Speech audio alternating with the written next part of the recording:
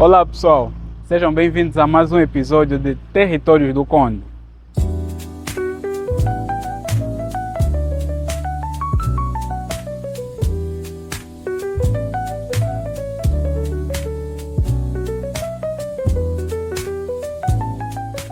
No episódio passado, conhecemos um pouco mais sobre a presença da Unilab no território e como funciona a rotina das pessoas que vivem a universidade aqui no município. Mas antes da chegada do campus, esse território já carregava consigo histórias, memórias, formas de viver e construir comunidade. E é exatamente sobre isso que vamos falar hoje. Sou José Jorge do Espírito Santo, sou natural aqui do município de São Francisco do Conde, sou professor, já atuo há quase 40 anos como professor na rede municipal e também estadual.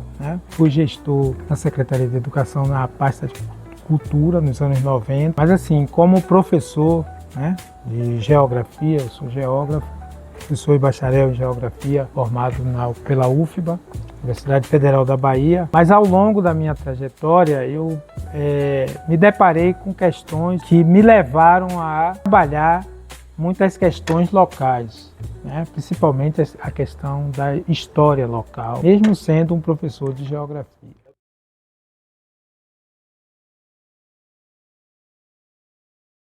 São Francisco do Conde é uma das vilas mais antigas do Recôncavo Baiano.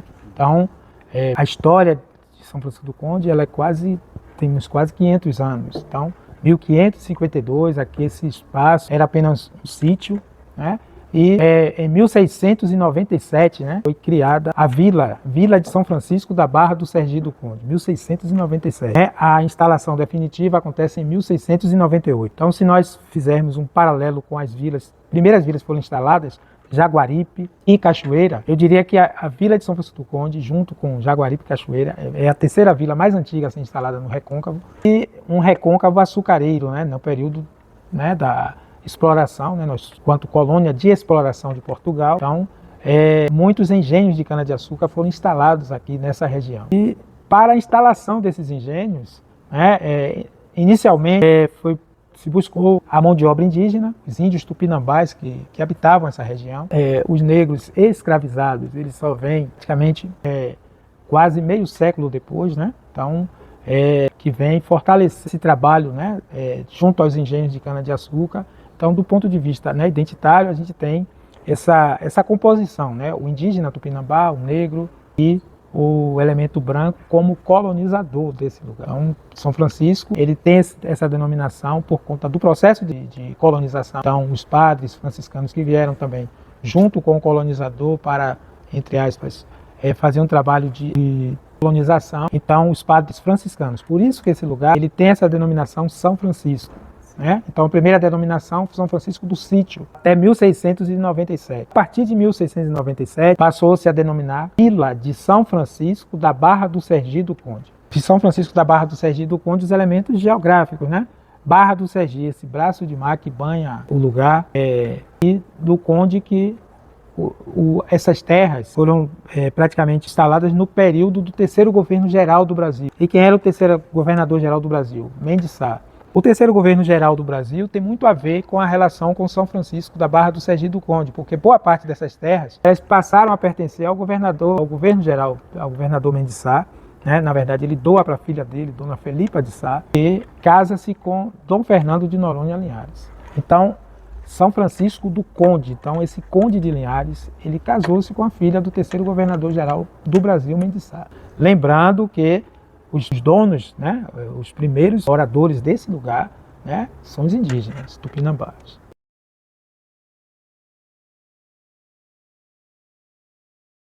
Para termos uma ideia, o território de São Francisco do Conde, quase 40% dos engenhos da Bahia estavam nessa região. Quando eu falo essa região, porque a antiga Vila de São Francisco ela detinha muitas terras. Então, por exemplo, existiam várias freguesias junto às terras de São Francisco. Por exemplo, a freguesia de Nossa Senhora da Purificação, que hoje é Santo Amaro da Purificação, pertencia à antiga Vila de São Francisco, da Barra do Sergi do Conde. Ela só se desmembra em 1727, a freguesia de Santo Amaro. A freguesia de Nossa Senhora do Boqueirão, hoje Madre de Deus. Então, Nossa Senhora do Boqueirão, hoje Madre de Deus, pertencia à antiga Vila de São Francisco. Nós temos terras Santana do Catu, onde fica o município de Catu, também pertencia à antiga vila de São Francisco e a freguesia de Nossa Senhora de São Sebastião das Cabeceiras do Passé, São Sebastião do Passé. Em resumo, Madre de Deus, Santo Amaro, junto com Santo Amaro nós temos lugares como Teodoro Sampaio, Amélia Rodrigues, então era uma quantidade de terras muito grande dentro desse território. Da cana-de-açúcar, né? Então a cana-de-açúcar ela movimentava muitos réis, muitos milhares de réis. Então o Brasil mandava todo esse produto, que era o açúcar, para Portugal. E Portugal, como colonizador do Brasil, ele era como se praticamente ficava com toda essa riqueza. E esse processo, ele criou nessa região uma potência econômica muito grande. Só é a gente observar o patrimônio histórico dessa cidade, né? As igrejas são enormes, né? Os engenhos, a maioria em ruínas, mas eram mais de 40 engenhos de cana-de-açúcar, né, em todo esse território. E tudo isso ele se constitui, né, num acúmulo de riquezas muito grande. E a contribuição do negro nesse período escravizado foi, eu diria que enorme, né, para que essa riqueza ela pudesse também ser acumulada nesse lugar. Então, nesse período a gente tem inúmeras situações que vão levar às insatisfações. Primeiro, o negro escravizado nessa região, ele queria a sua liberdade, né? Os senhores de engenho nascidos no Brasil eram discriminados pelos senhores de engenho de Portugal. Então, o branco de Portugal se sentia, entre aspas, superior ao branco nascido do Brasil. Mas o Brasil era uma colônia de exploração potente. Então, se a gente observar o mapa do Brasil, principalmente a questão da Bahia. Então a gente tinha as viagens entre Portugal para as Índias. A Bahia era como se fosse um local de o que chegava de Portugal parava na Bahia e o que vinha das Índias também. É por isso que é importante entender São Francisco do Conde, mas entender o contexto, porque São Francisco era uma vila que pertencia, na verdade, a Salvador. Então, Salvador era uma grande potência, né, que gerenciava, que tinha uma série de questões. Essa insatisfação, ela cria uma grande ebulição, porque é feita uma mudança na Constituição em Portugal. Muitos senhores de engenho saem da Bahia, da província da Bahia, e inclusive franciscanos, né, porque a gente tinha aqui muitos senhores de engenho muito ricos, eles vão a Portugal, mas já vão com a vontade de libertar o Brasil de Portugal. Notícias, quando começam a chegar, era tipo assim, a exploração vai continuar. Eu estou falando porque São Francisco ele entra nesse processo de independência do Brasil muito forte. E o processo de autonomia do Brasil, São Francisco da Barra do Sergipe do Conde, tem um papel relevante. Então, ocorre todo um movimento na capital da província, em Salvador, né? Então, Salvador é tomada pelos portugueses, porque Portugal ele muda o comando das armas, ele traz um brigadeiro para tomar conta da província, né, o brigadeiro Madeira de Melo. Nessa mudança, realmente, a cidade, o Salvador, a população sai e vem, né, porque muitos senhores de engenho tinham casas aqui, tinha casa em Salvador. Nessa saída desse pessoal, praticamente o Recôncavo é quem retoma Salvador e que vai culminar no 2 de julho de 1823. A independência do Brasil, Dom Pedro I, ele proclama em 7 de setembro de 1822. Mas a Bahia continua aprisionada a Portugal. Então uma parte do sudeste do Brasil se torna independente, mas uma outra parte fica aprisionada. E a Vila de São Francisco, por seu poderio econômico, foi praticamente quem bancou esse processo, né? Então nós tínhamos os senhores de engenho, mas tinha a mão de obra negra principalmente. E a Vila de São Francisco, ela tinha, né, várias pessoas que participaram desse processo. E essa vila, ela continua pungente, né?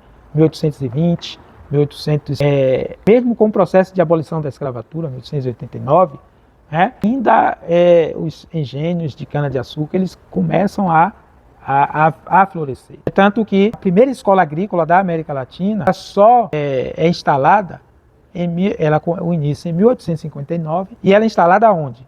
Ela é instalada na Vila de São Francisco, da Barra do Sergipe do Conde. Ela é instalada nesse território. Em 1859, o imperador, filho de Dom Pedro I, Dom Pedro II, ele vem para a província da Bahia e aqui instala a primeira escola agrícola da América Latina, que só é concluída em 1870, mais ou menos. Então formam-se os primeiros engenheiros agrônomos do Brasil em São Francisco do Conde, por conta da questão da cana. E esse equipamento ele fica até 1930. Então começa todo um declínio, né, da produção da cana-de-açúcar. Então, a partir daí, né, São Francisco começa a perder esse espaço, né, do ponto de vista, né, histórico, mas guarda no seu território muitos engenhos, muitas ruínas, né, de igrejas, casarões. Então, São Francisco só se torna cidade em 1938, né? Então deixa de ser vila, olha o que eu falei, Vila de São Francisco, né? Até agora. Deixa de ser vila e passa a ser uma cidade com o nome de São Francisco do Conde, né?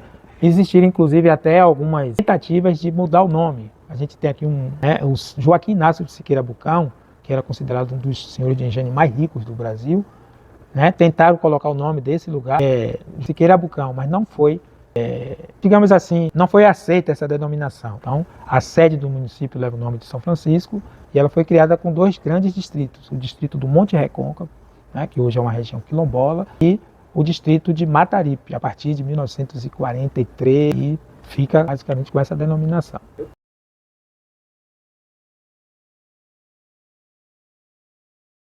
Então, eu falei de um período canavieiro, né? Mas nós temos, por exemplo, o advento do petróleo, que muda completamente uma realidade na cidade. A partir de 1943. Em 1943 começam a ser perfurados os primeiros poços de petróleo no Brasil, aqui na Bahia. O primeiro poço foi em Lobato, que é um bairro do subúrbio de Salvador. Mas em São Francisco do Conde, o petróleo ele jorra no mar e em terra. E esse jorrar do petróleo ele traz uma riqueza no período muito forte, mas essa riqueza também ela vem com um apagamento da história, de todo um processo histórico, né? Porque há uma mudança de ciclo no território, então é como se nós deixássemos o período canavieiro de lado e começássemos uma nova era, a era do petróleo, né? A era do petróleo, que é, né, a exploração do petróleo. Então os impactos ambientais que o petróleo traz são gigantescos, então a população precisa, né, conhecer, valorizar essa história, esse patrimônio material, né, que a gente tem, os monumentos, os casarões, principalmente também um patrimônio imaterial que principalmente essa população negra traz, né, que a gente vem trabalhando nas escolas, né? Então cantar o seu samba, né? Então quando a gente vê a samba chula, o samba chula é um samba do cortador de cana, né? Então, o movimento de cortar essa cana. Então, a gente tem uma memória imaterial que precisa ser trabalhada, que precisa ser valorizada. E eu acho que, por muita tentativa que foi feita, mas eu acho que ainda é, talvez assim, pouco, né? Para que a gente possa estar valorizando.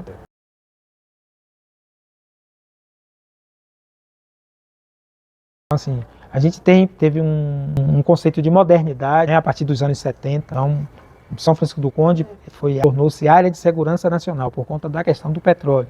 Então, uma das poucas cidades do Brasil que foi de intervenção mesmo, né?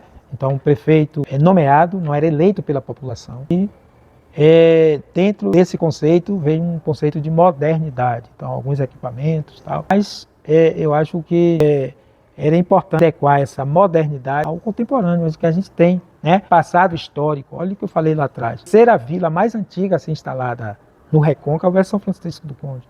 Terceiro, né? A gente tem casa de câmara e cadeia, né? Monumentos de quase 4 séculos de existência, né?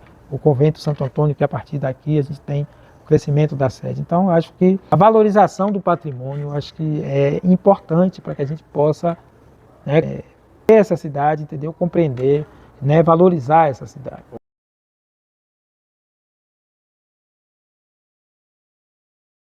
Eu vejo, por exemplo, eu sou muito apaixonado pelas manifestações culturais da cidade. Eu estive coordenador de cultura entre os anos 1993 e 2000, 98 e 2000.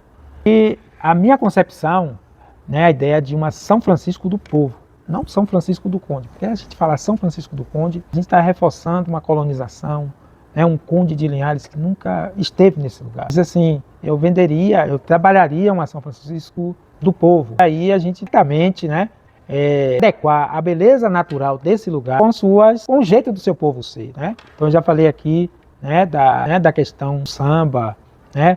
A questão, a gente tem das manifestações culturais, né, que são únicas praticamente em São Francisco do Conde.